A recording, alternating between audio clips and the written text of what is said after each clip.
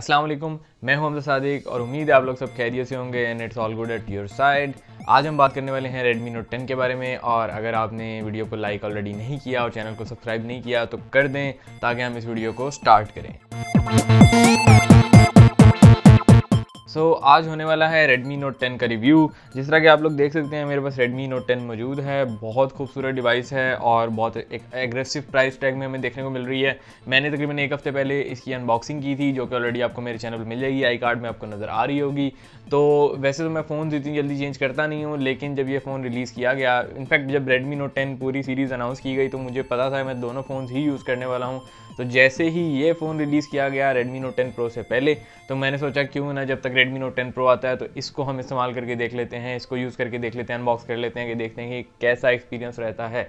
अब इस फ़ोन के अगर हम बेसिक फीचर्स के बारे में बात कर लें तो इसमें हमें 6.43 इंच की AMOLED display, full HD display मिल रहा है, जो कि बहुत अच्छी बात है। इसका एक डिज़ाइन बहुत खूबसूरत है, इसकी जो ओवरऑल लुक है, जो फील है वो बहुत मज़े की है। इसमें आपको 4 कैमरास देखने को मिल जाते हैं, जिनमें सबसे मेन सेंसर आपको 48 मेगापिक्सल का देखने को मिल जाता है, 2 आपको मैक्रो और वो डेप्थ सेंसर देखने को मिल जाते हैं और एक अल्ट्रा वाइड देखने को मिल जाता है 8 मेगापिक्सल का।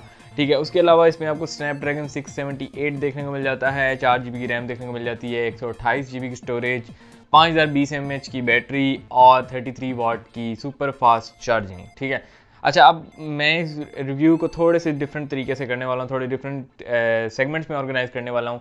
तो मैं सबसे पहले बात करने वाला हूँ थिंग्स आई लव, फिर मैं बात करूँगा things I don't like about this phone at all, और उसके बाद मैं बात करूँगा जनरल और फिर मेरा वर्डिक्ट इस फ़ोन के बारे में। ठीक है, तो सबसे पहले बात कर लेते हैं कि इस फ़ोन का जो प्राइस टैग है वो हमें देखने को मिल जाता है 32,000।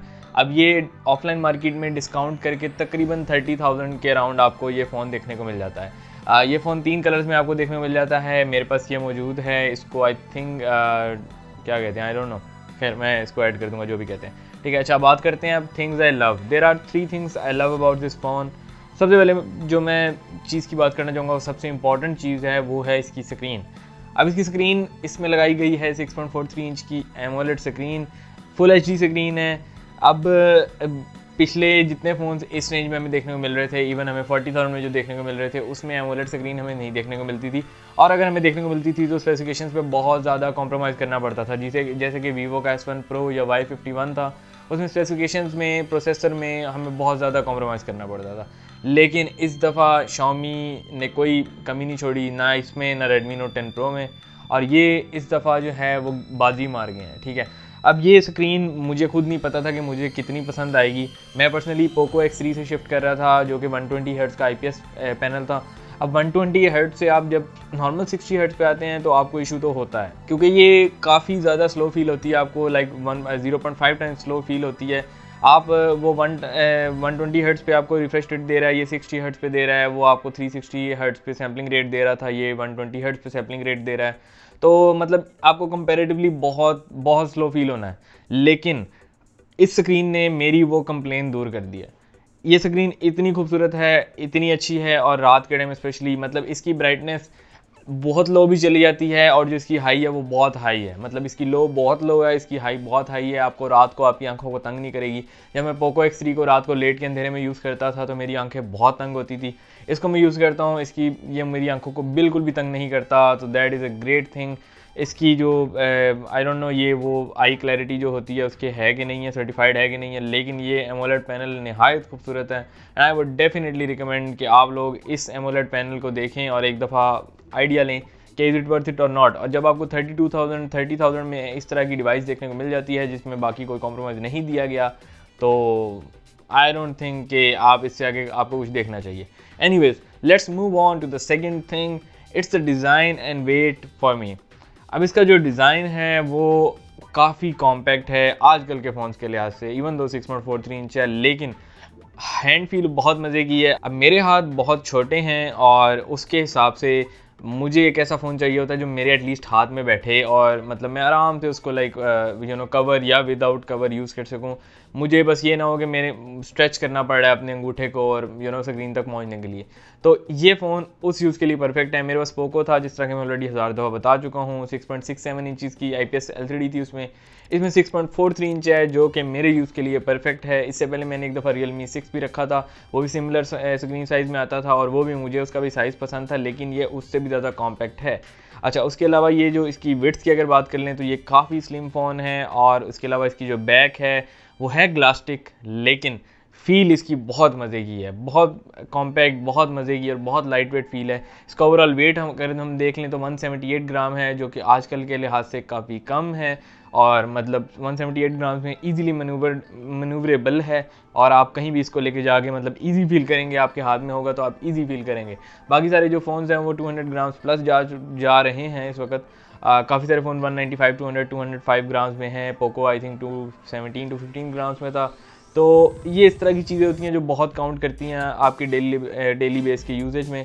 तो सबसे इंपॉर्टेंट चीज़ ये है कि अगर इन्होंने डिज़ाइनर वेट कम किया है, इसको लाइट वेट बनाया है, इसका डिज़ाइन खूबसूरत बनाया है, तो उन्होंने बैटरी पे कॉम्प्रोमाइज़ नहीं किया। उन्होंने बैटरी 5020 mAh की ही लगाई है, which is a great thing again. अच्छा, उसके बाद बात कर लेते हैं तीसरी इसकी चीज़ जो मुझे बहुत पसंद है, वो है इसकी फास्ट चार्जिंग, 33 वाट की फास्ट चार्जिंग। लास्ट ईयर हमें इस रेंज में 40,000 की रेंज में Redmi Note 9s देखने को मिला था, जिसमें 18 वाट की फास्ट चार्जिंग थी, जबकि Redmi Note 9 Pro आया था 45,000 के प्राइस टैग में, वो आया था 33 वाट की फास्ट चार्जिंग के साथ, जो कि इसके साथ भी हमें प्रोवाइड की गई है। अब ये Redmi Note 10 Pro से तकरीबन 15-13 हज़ार सस्ती डिवाइस है, लेकिन Xiaomi ने इस पर भी कॉम्प्रोमाइज़ नहीं किया, उन्होंने फास्ट चार्जिंग ही दी है, और फास्ट चार्जिंग के बहुत फ़ायदे हैं, और मतलब मैं आधे घंटे में इसको 70% 60% चार्ज कर लेता हूँ। I mean that is pretty crazy. आपका 60-70% 5000 mAh की बैटरी पे पूरे दिन का यूज़ है, ठीक है। तो अनलेस आप बहुत हैवी गेमिंग करते हैं, आपका 50-60% पूरा दिन चल जाएगा। तो ये फास्ट चार्जिंग बहुत अच्छी है। मैं इस पर ऑलरेडी आई थिंक एक टेस्ट बना चुका हूँ। मैं Realme 6 का ऑलरेडी चार्जिंग टेस्ट बना चुका हूँ, वो भी आपको आई कार्ड में मिल रहा होगा, आप देख सकते हैं। वो बहुत पुराना है बट स्टिल सही है, चेक कर लेना, ठीक है। उसके बाद बात कर लेते हैं इसकी जो things I do not love about this phone. अच्छा, पहली चीज़ इसका जो ऑलवेज़ ऑन डिस्प्ले है ना, अब एमोलेड है तो मैंने ये तो खैर मेंशन पहले किया नहीं कि इसमें ऑलवेज़ ऑन डिस्प्ले की फैसिलिटी भी प्रोवाइड की गई है, जो कि बहुत खूबसूरत चीज़ है। Always on display is one of the best parts about an AMOLED display, क्योंकि वो बैटरी भी बहुत मिनिमल सिखाता है और खूबसूरती तो फिर बेहद हो जाती है। अच्छा, तो अब बात कर लेते हैं always on display isn't always on. अब मुझे नहीं पता इसके साथ क्या मसला है, बिकॉज मेरे भाई के पास Mi Note 10 Lite है, जो कि सुपर एमोलेड के साथ आता है, और मेरे भाई के पास Redmi 9T है, सॉरी Mi 9T है, तो उसमें भी एमोलेड डिस्प्ले है, और उसका भी always on display always on है। लेकिन इसमें जो ऑलवेज ऑन डिस्प्ले है वो 10-15 सेकंड बाद डिसअपियर हो जाता है, which is pretty weird. I do not know. ये देख सकते हैं अभी आप ऑलवेज ऑन डिस्प्ले आ रहा होगा और अब ये ख़त्म हो जाएगा, ठीक है। तो ये मुझे नहीं समझ आई कि ये क्या मसला है, और जब आप सेटिंग्स में जाते हो तो वहाँ पे जाके भी आपको ऑप्शन जो आता है वो वहाँ पे 10 सेकंड्स का ही लिखा हुआ है, उसके अलावा कोई ऑप्शन आपको नहीं देखने को मिलती, विच इज़ प्रीटी वियर्ड। अब मुझे नहीं समझ आ रही कि ये सॉफ्टवेयर ऑब्वियसली सॉफ्टवेयर बग ही है, लेकिन देखें ये कब फिक्स किया जाता है। अच्छा, दूसरी बात अगर हम बात कर लें तो ये इसकी है सब पार परफॉर्मेंस एंड सब पार मेमोरी, ठीक है। अब इसका मतलब ये है कि यार इसमें जो चिपसेट लगाई गई है स्नैपड्रैगन 678 वो मिड रेंज है, और उसके बाद जो इसमें रैम लगाई गई है वो 4 GB है। अब मैंने अपनी अनबॉक्सिंग में भी यही बात की थी कि मुझे फील हो रहा था कि 4 GB रैम कम है, लेकिन ऑब्वियसली इस रेंज की डिवाइस के लिए 4 GB is more than enough. अब मैं इसको इस प्राइस के साथ कंपेयर नहीं कर रहा, बिकॉज 30,000 में आपको आई थिंक इनफिनिक्स के अलावा कोई नहीं देता 6 GB RAM. But anyways correct me if I am wrong, हो सकता है मैं गलत कह रहा हूँ। बट अगेन इसकी जो परफॉर्मेंस है वो नॉर्मल डेली बेसिस के यूजेज पे बहुत अच्छी है, लेकिन अगर आप गेमिंग कर रहे हैं तो दूसरी ऐप्स क्लोज हो जाएंगी। अगर आप गेमिंग कर रहे हैं तो व्हाट्सएप वगैरह कोई मैसेजेस आपको शो, मतलब अक्सर ऐसा होता है कि मैसेजेस शो ही नहीं करता, जब आप बाद में खोलते हैं तो आपको पता लगता है व्हाट्सएप के मैसेजेस आए हुए हैं। उसके अलावा इसमें जो एक और चीज़ मुझे देखने को मिली, मैं यूज़ करता हूँ Mi Band 5, तो इसके साथ जो ऐप आती है वो Mi Fit है, Mi Fit है। वो काफ़ी एक्सटेंसिव ऐप है, बिकॉज उसने मतलब कॉन्स्टेंटली बैकग्राउंड में रन करना होता है, तो ये फ़ोन अक्सर उस ऐप को क्लोज़ कर देता है। I don't understand why. ये फ़ोन मतलब इनफैक्ट इसने चलें अभी तो खोला हुआ है, लेकिन ये है कि काफ़ी जो है ना काफ़ी दफ़ा ये उसको क्लोज़ कर देता है, तो विच इज़ वियर्ड। अब इसकी जो परफॉर्मेंस है मतलब वो इन बिटवीन समवेयर है। अगर आप गेमिंग करते हैं तो ऑब्वियसली वो आपको पूरी हिसाब किताब देगा। अगर हम गेमिंग की बात कर लें, पबजी की बात कर लें, तो इसमें पबजी आपको देखने मिल जाती है स्मूथ पे, अल्ट्रा पे, और बैलेंस पे भी अल्ट्रा पे, और HD पे आप इसको खेल सकते हैं। वो जो अल्ट्रा से पिछला ऑप्शन होता है 30 FPS वाला, ठीक है, तो उस पर आप खेल सकते हैं। आपको ओकेजनल लैग्स देखने को मिलते हैं, और लाइक मिड रेंज परफॉर्मेंस है, तो आप खुद अंदाज़ा कर सकते हैं। अगर आप GFX टूल के साथ 160 FPS पे पुश कर लें तो वो भी अच्छी चीज़ है, लेकिन उसमें भी आपको लैग्स देखने को मिलते हैं, फ्रेम ड्रॉप्स देखने को मिलते हैं।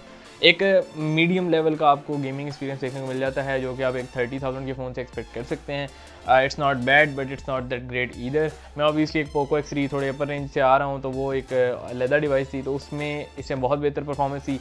लेकिन अगेन वही बात है कि वो 120 हर्ट्ज़ था, उसकी चिपसेट बहुत बेहतर थी, उसकी रैम ज़्यादा थी। तो आई पर्सनली थिंक कि इसकी रैम 6 GB करनी चाहिए थी, या 6 GB वाला ऑप्शन देना चाहिए था। लेकिन बाकी it's okay, I don't like this, but ठीक है, चलता है काम, ठीक है। उसके बाद ये आखिरी चीज़ मैंने लिखी है, close apps when it shouldn't, और मतलब मेमोरी का इशू, ठीक है। ये मैं ऑलरेडी डिस्कस कर चुका हूँ पिछले पॉइंट में। अब इसका आखिरी एक और पॉइंट की बात कर लेता हूँ, जो कि मुझे बहुत मसला करती है, वो इसका प्रॉक्सिमिटी सेंसर है। यार आप कॉल उठाते हो, कॉल उठाने के बाद आप कान पे लगाते हो, तो मतलब वो फ़ोन की स्क्रीन ऑफ ही नहीं होती। आई डोंट नो ये क्या मसला है, अक्सर Xiaomi के फ़ोन में हमें ये देखने को मिल जाता है, कभी वो ड्राइविंग मोड है, कभी कुछ और है। तो ये 1-2 बग्स हैं जो Xiaomi के फ़ोन में हमें देखने को मिल रही हैं, और ये Redmi Note 9S में भी हमें देखने को मिला था, और अब ये Redmi Note 10 में भी देखने को मिल रहा है। तो इसका भी कोई ना कोई सोल्यूशन निकल आएगा, या ये बग है ये फिक्स हो जाएगा, लेकिन ये चीज़ तंग करती है, ज़हन में रखिएगा, ठीक है। अब इसके बात कर लेते हैं जनरली इस फ़ोन के बारे में। अब जनरली अगर बात कर लें तो इसके क्या चीज़ें रहेगी, कैमरा रह गया, बैटरी लाइफ रहेगी। Battery life is more than good enough, बहुत अच्छी चलती है, 5020 mAh की बैटरी है Redmi Note 9S में, Redmi Note 9 Pro में। अभी जो हमें देखें पोको X3 में सेम बैटरी लगाई गई थी और बहुत अच्छी चलती है। चार्जिंग स्पीड बहुत अच्छी है, जो कि मैं ऑलरेडी डिस्कस कर चुका हूँ। कैमरे की बात कर लें, कैमरा इस रेंज के लिहाज से बहुत अच्छा है। अगर आपको आपकी स्क्रीन पर नज़र आ रहे होंगे, आपकी स्क्रीन पे आपको सैम्पल्स नज़र आ रहे होंगे, तो इस रेंज के लिहाज से camera is more than good enough. Portrait mode अच्छा चलता है, काफ़ी अच्छा चलता है, वो अजीबोगरीब रिजल्ट नहीं शो करता। फ्रंट कैम में अगर आप 2 से 3 लोग सेल्फीज़ बना रहे हैं पोर्ट्रेट मोड में, तो वो थोड़ा सा शायद कार्टूनिश लगे, लेकिन overall it's more than good enough. 30,000 के फ़ोन से मुझे कोई कंप्लेन नहीं है इस तरह की कैमरे के एस्पेक्ट से, ठीक है। आई थिंक बाकी सारी चीज़ें मैं ऑलमोस्ट डिस्कस कर चुका हूँ। तो अगर आपको इसमें कोई चीज़ मिसिंग लगी हो तो आप मेरे से कमेंट करके पूछ सकते हैं। अगर आपको वीडियो पसंद आई हो तो लाइक और सब्सक्राइब जरूर कीजिएगा। So this was it from my side. I think ये रिव्यू मैंने काफ़ी एक्सटेंसिवली कवर कर लिया है। तो अगर आपको फिर भी कोई इश्यूज़ हों या कोई सवालात हों, या अगर आप चाह रहे हो कि मैं इसको किसी के साथ कम्पीट करूँ इस फ़ोन के साथ, तो let me know in the comment section. I think this is it from my side. I guess I will see you in the next one. अल्लाह हाफिज़।